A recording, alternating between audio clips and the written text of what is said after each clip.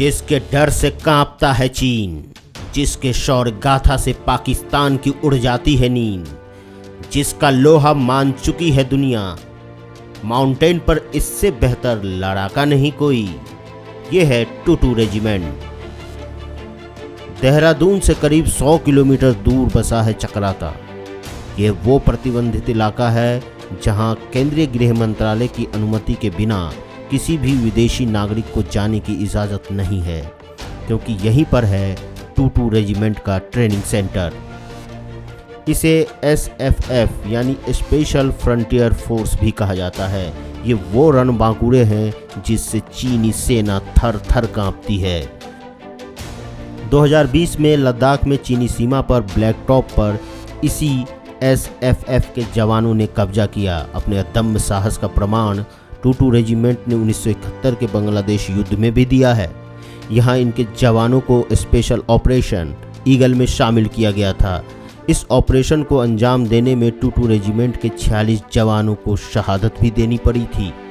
इसके अलावा 1984 में operation blue star, operation Meghdoot और 1999 में करगिल युद्ध के दौरान ऑपरेशन विजय में भी टूटू रेजिमेंट ने अहम भूमिका निभाई।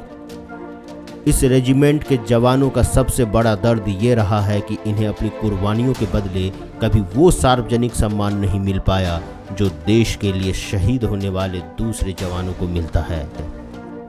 इसके पीछे की वजह है टूटू रेजिमेंट बेहद गोपनीय तरीके से काम करती है। इसकी गतिविधियों को कभी पब्लिक नहीं किया जाता।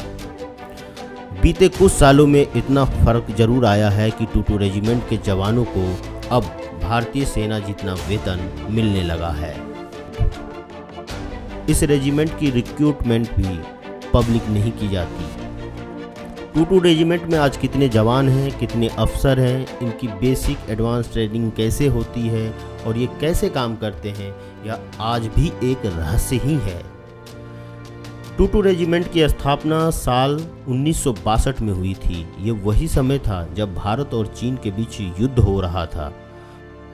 तत्कालीन IB चीफ भोलानाथ मलिक के सुझाव पर तब के प्रधानमंत्री जवाहरलाल नेहरू ने टूटू रेजिमेंट बनाने का फैसला लिया था। इस रेजिमेंट को बनाने का मकसद था ऐसे लड़ाकों को तैयार करना जो चीन सीमा पर घुसकर लद्दाख की कठिन भौगोलिक स्थितियों में भी लड़ सके।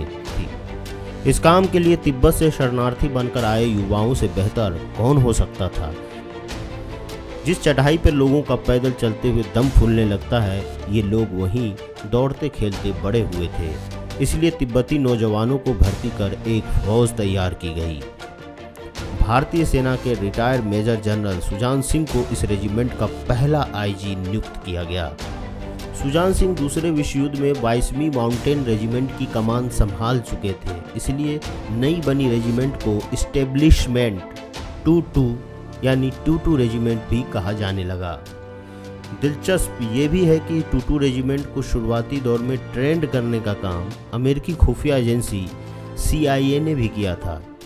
चलते चलते आपको बता दें कि 1962 में इस रेजिमेंट के जवानों की अभी भर्ती भी नहीं हुई थी कि नवंबर 1962 में चीन ने एक तरफा युद्ध विराम की घोषणा कर दी। लेकिन इसके बाद भी टूटू रेजिमेंट को भंग नहीं किया गया, बल्कि इसकी ट्रेनिंग इस सोच के साथ बरकरार रखी गई कि भविष्य में अगर कभी चीन से युद्ध होता है तो ये रेजिमेंट हमारा सबसे कारगर हथियार साबित होगा।